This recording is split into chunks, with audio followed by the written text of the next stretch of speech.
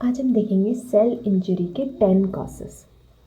इसे simplest way में पढ़ने की कोशिश करेंगे, बाद में एक बार समझ में आ गया तो you can write it as in your own words. सबसे फर्स्ट है सेल इंजरी। मैंने इस पर ऑलरेडी एक वीडियो बनाया हुआ है कि सेल पे इंजरी कैसी होती है और वो कितने टाइप्स की होती है। अब सेल में कोई चीज़ अगर सेल को कोई नुकसान पहुंचा रहा है तो वो क्या क्या नुकसान पहुंचा सकता है। फर्स्ट है हाइपोक्सिया और एनोक्सिया। ऑक्सीजन हमारा लाइफ गिविंग गैस है। ऑक्सीजन के बिना तो हमारी ही डेथ हो जाएगी। तो सेम एज सेल, हम सेल्स से बने हुए हैं तो सेल्स के लिए भी ऑक्सीजन उतना ही ज़रूरी है। तो हाइपोक्सिया एनोक्सिया यानी जब ऑक्सीजन की या तो कमी हो रही है, जितना चाहिए उससे उससे कम मिल रहा है उससे, या फिर बिल्कुल ही नहीं मिल रहा है। तो अब ये किस वजह से हो सकता है? ड्यू टू इस्चीमिया, यानी ऑक्सीजन का सप्लाई कम हो रहा है। भले एनवायरनमेंट में तो अबंडेंट में है, पर हमारे पास में सप्लाई कम हो रहा है। अब सप्लाई के लिए कौन कौन रिस्पॉन्सिबल होते हैं? एक तो कार्डियोवास्कुलर सिस्टम यानी हमारा हार्ट, और दूसरा रेस्पिरेटरी सिस्टम यानी हमारे लंग्स रिस्पॉन्सिबल होते हैं। तो अगर बॉडी में कहीं पे भी ऑक्सीजन की कमी हो रही है तो इसका मतलब है कि इन दोनों सिस्टम का ही कोई डिसऑर्डर होगा।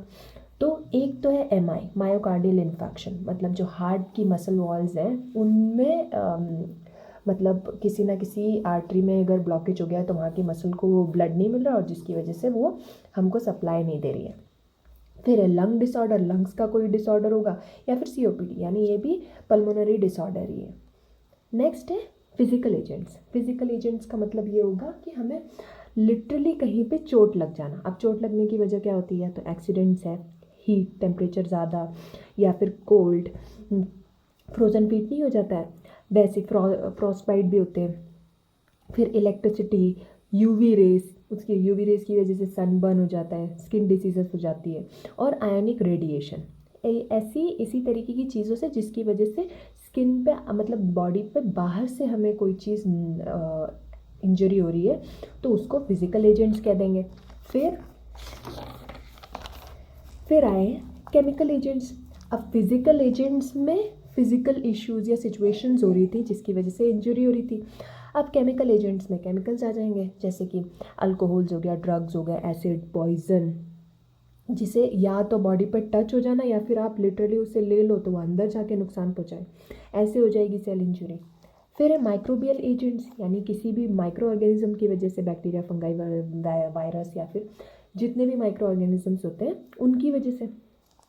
फिर है न्यूट्रिशनल एजेंट्स।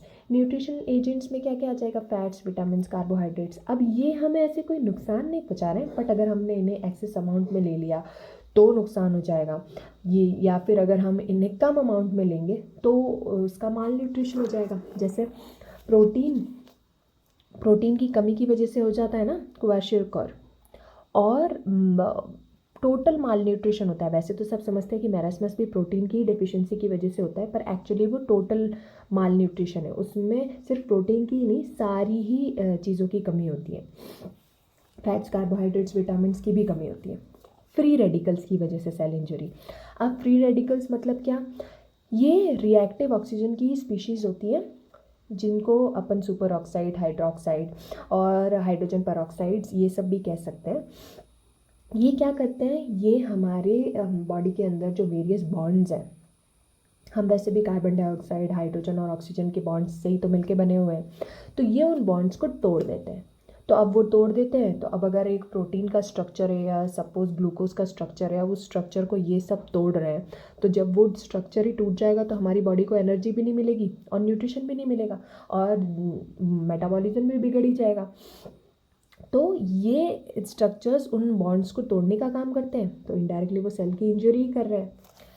फिर है सेवन्थ, इंट्रासेलुलर एक्यूमुलेशन, मतलब सेल के अंदर फ्लूइड का जमा हो जाना। अब ये भी दो तरीके के होंगे, एंडोजेनस और एक्सोजेनस। एंडोजेनस यानी अंदर की तरफ, यानी एक सेल के अंदर ही फ्लूइड जमा हो रहा है। अब वो तो उसका खुद का फ्लूइड हो या फिर वो बाहर से ही और फ्लूइड एब्जॉर्ब कर रहा हो। और फिर है एक्सोजेनस, यानी सेल्स की ही बात हो रही है पर सेल्स के अंदर नहीं, सेल्स के बीच में। अब नेक्स्ट है इम्यूनोलॉजिकल या फिर इन्फ्लामेटरी रीजन। अब उसमें क्या क्या आ सकता है? उसमें आ जाएगा हाइपर सेंसिटिविटी रिएक्शन, ये हो गया इन्फ्लामेटरी रिएक्शंस में। जैसे एलर्जी हो जाती है तो वहाँ पे रेडनेस का हो जाना या फिर इचिंग होना, ये हो गया हाइपर सेंसिटिविटी रिएक्शन। और ऑटो इम्यून डिसऑर्डर्स, ये हो गया एलोपेशिया।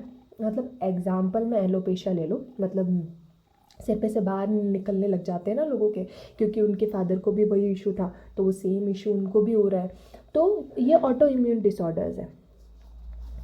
फिर जेनेटिक और मेटाबॉलिक, अब जेनेटिक तो बहुत सारी डिजीजेज होती है, मेटाबॉलिक में आप डायबिटीज़ मिलिटस मान लो, क्योंकि वो मेटाबॉलिज्म की वजह से ही तो होता है।